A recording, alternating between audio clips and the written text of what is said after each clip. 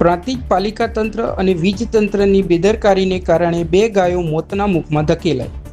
વીજ તંત્ર અને નગરપાલિકાની અવિરત બેદરકારીને કારણે અબોલ પ્રાણી પ્રાણ ગુમાવતા નજરે આવી રહ્યા છે.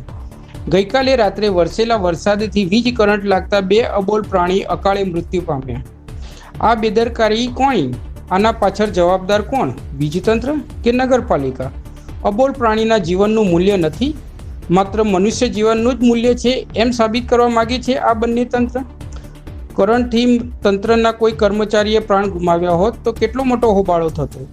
વીજ તંત્ર અને પાલિકા તંત્ર શું કોઈ મનુષ્યના ભોગ લઈને જ જમશે? પછી જ કોઈ સચોટ પગલાં ભરાશે? પ્રાંતિજ દેસાઈની પોળથી ભાખરિયા વિસ્તારમાં છેલ્લા 4 માસમાં 4 અબોલ ગાયોએ તડપીની મોતના મુખમાં ધકેલાઈ. તો રાહ કોની જોવાઈ રહી છે?